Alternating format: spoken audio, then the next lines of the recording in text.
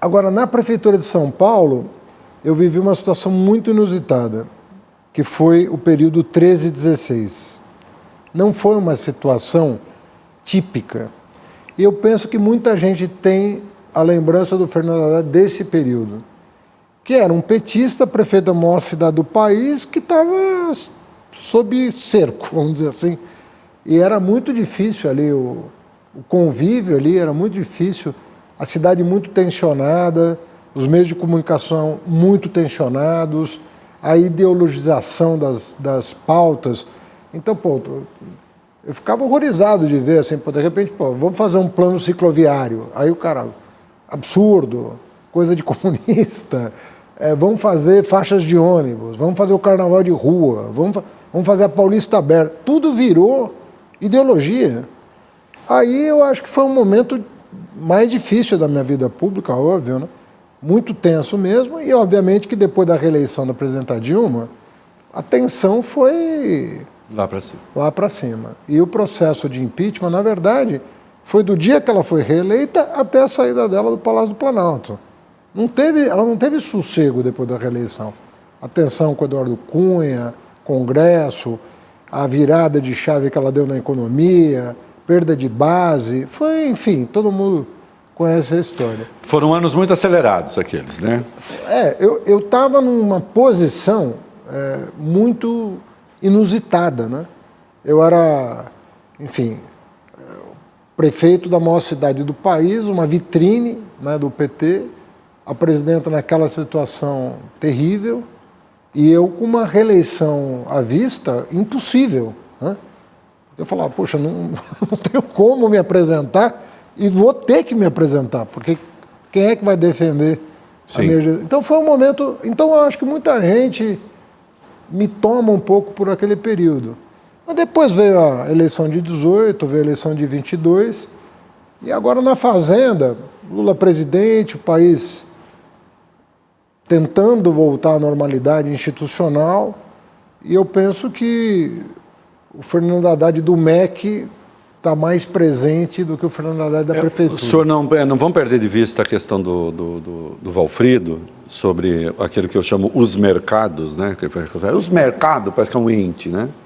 Que tem uma boa avaliação do senhor. Mas um pouquinho em 2013. Tem documentários a respeito, eu mesmo participei de um do Bosco. Quem rompeu o dique ali, naquele 2013, curiosamente foi a esquerda, especialmente na figura de um movimento MPL, Movimento Passe Livre. E eu vi, isso é uma avaliação minha, o senhor comente se quiser, mas eu vi uma certa condescendência, inclusive que veio do Palácio, com movimentos que, como questionavam essencialmente a ordem, a instituição, deveriam ter tido uma resposta um pouco mais dura, a meu juízo. Não houve um certo piscar de olhos para aquele troço. A esquerda cometeu um erro de avaliação brutal ali, porque depois de algum tempo a chave virou, não? E já não havia mais esquerdistas na rua. Não, na verdade, não foi depois de algum tempo, foi na semana seguinte. Semana seguinte. A esquerda foi expulsa das ruas, inclusive os organizadores dos primeiros protestos, 10 dias depois. Já não tinha mais ninguém na rua do campo que poderia ser considerado progressista. E eu sempre me perguntei o que teria causado uma expulsão tão avassaladora e rápida de um movimento que chegou a causar muito interesse, né? A ponto de ser chamado para Roda Viva, para... Você lembra Foi disso? chamado para o Palácio. E para o Palácio do Planalto, inclusive, né? Então, o que teria acontecido? Eu sempre fui de uma tese que até hoje eu considero válida. Ali não era o conteúdo, não era o conteúdo da pauta, era a forma. Plasticidade. A forma é que, na minha opinião, acolheu uma série de outras reivindicações que cabiam nessa forma, mas díspares, né? Era uma cacofonia, como se falava à época, né? De pautas, ninguém sabia exatamente o que estava defendendo mais, mas a dimensão da antipolítica, ela estava presente já. E como não existe antipolítica, a gente sabe disso pela história, a antipolítica é só o vácuo para alguma coisa nova e ruim surgir, né?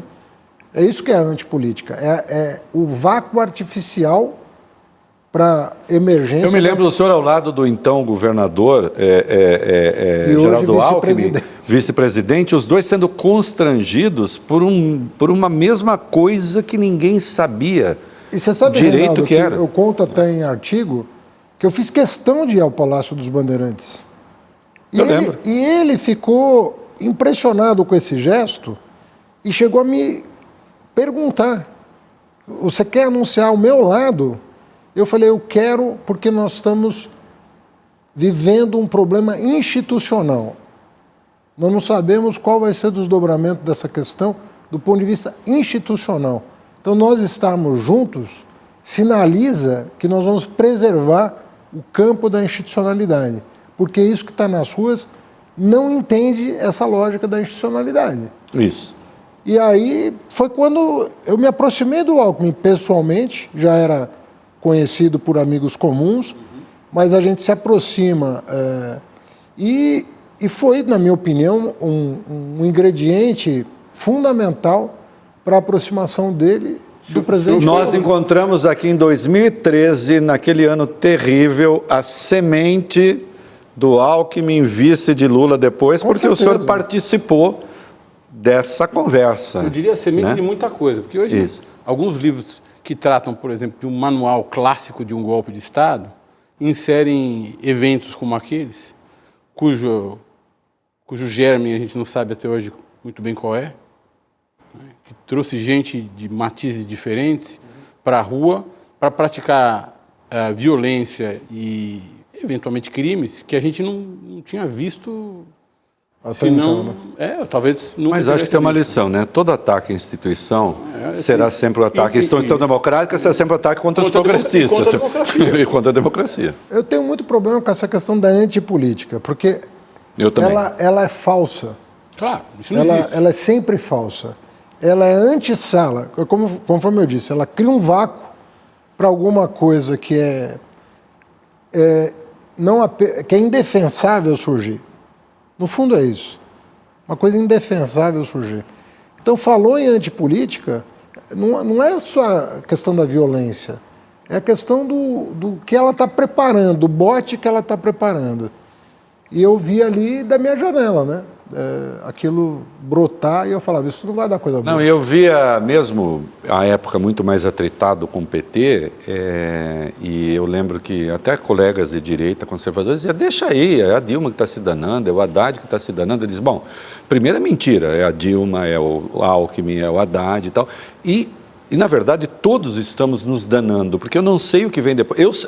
E até eu tenho um texto dizendo isso, eu sei o que vem depois. Vem alguém dizendo, dá porrada. Não nos esqueçamos que naquele mesmo ano, logo em seguida, viriam as leis de combate à corrupção, com os problemas que elas nasceram tinham daí. E têm. Logo em seguida, a Lava Jato. A Lava Jato nasceu em 2013. A lei anticorrupção e a lei de leniência, né? Quer dizer, a lei da delação. São premiadas. A lei de organização criminosa, né? O ambiente. Vem ali, né? Em agosto de 2013. Depois do impeachment da presidente Dilma. Mas ficou a sua pergunta lá atrás. É verdade. Os mercados. Mas você... Uma coisa curiosa, também assim, eu sou uma pessoa um pouco dada a rótulos, sabe? Eu tenho problema com rótulo porque eles não ajudam a encontrar soluções. Um dia eu perguntei para o presidente Lula por que ele tinha alguma reserva em convidar economista padrão, né, economista mesmo, para o Ministério da Fazenda, né? Ele falava porque eles são mais fiéis à escola de pensamento deles do que ao governo. E às vezes eu preciso tomar uma decisão que não cabe na caixinha, em virtude da natureza do que eu estou enfrentando. Então, eu prefiro alguém com senso prático, alguém que conheça a economia, mas tenha senso prático. Ele respondeu assim mesmo, senhor? Eu sou impressionante, né? Eu sou capaz de uma síntese que é brilhante. Eu estou resumindo o que ele falou. Eu prefiro alguém que tenha senso prático, que tenha... assim, às vezes a pessoa está muito apegada à sua escola de pensamento e o problema exige outro remédio, entendeu? E aí como é que faz? A quem ele vai servir? Então, a pessoa que ocupa um cargo político, ela tem que ter efetivamente um senso prático, né, de solução de problema, que às vezes uma pessoa muito apegada a dogma, né, não vai ter. E os mercados, o apreço? Então, mas aí eu penso o seguinte, eu sou uma pessoa que sou de esquerda, eu sou progressista a vida toda, eu nunca defendi outra coisa do ponto de vista das finanças públicas, eu não acredito em Estado que deve, que não se importa com a dívida, que não se importa com... Eu nunca acreditei nisso. E eu lamento afirmar que eu não consigo compreender quem se diz progressista e defende esse ponto de vista. O Estado que... Aí você fala, em qualquer condição? Não. Por isso que tem situações históricas que o Estado tem que fazer déficit? Pô, tem situações históricas que o Estado tem que entrar na pandemia. Né? Numa guerra, numa depressão. Tem várias situações em que está... Claro. Assim, na literatura, totalmente justificado. Agora, no momento em que você, no pós-pandemia, você vai o quê? Vai defender o quê? Você tem que começar a corrigir, inclusive, os abusos que foram cometidos no processo eleitoral pós-pandemia para garantir a reeleição de quem não era favorito, né? Até pela maneira como se conduziu. Então, naquele momento, quando o Lula me convidou lá no Egito para ser ministro da Fazenda, eu falei, eu vou aceitar, pô, porque eu penso assim, que eu estou com o diagnóstico do que precisa ser dito para o país, e feito, né? E eu penso, qualquer coisa que saia desse roteiro vai colocar em risco o terceiro mandato do político mais importante da história do país. Então eu me senti muito estimulado a aceitar a proposta dele, não fui eu que sugeri, foi ele que convidou, eu não pedi cargo nenhum, ele sabe que eu podia ficar em São Paulo, eu podia ir para Brasília, não tinha problema nenhum. E eu falei, não, eu vou topar porque eu penso que o diagnóstico que as pessoas ligadas a mim estavam fazendo era o correto e era necessário para promover uma transição dessa coisa lunática que nós estamos vivendo para uma coisa civilizada. E que restabelecesse a confiança de todo mundo, não é dos mercados, do trabalhador, do empresário, do banqueiro, no presidente Lula, né? No que ele representa. Agora, ministro. Então eu fico feliz de ver que não está tendo um ataque especulativo contra o Brasil. Podia estar tendo. O dólar, tinha gente que dizia, o dólar vai estar 6. Muito pelo contrário. Né? E o dólar está menos 5, né? Então... Veja. Outro dia até falei com um do agro que estava preocupado. Falei, esse dólar não pode cair demais. Não pode cair demais. Falei, nossa, que problemão, hein? Falei, nossa, que horror, hein? Eu estava achando que ia estar 8 essa altura, mas você está preocupado que possa cair demais. E ele está certo. Estamos bem, né? E pode cair mesmo. E ele está certo, ele está preocupado, porque ele exporta, não recebe em dólar.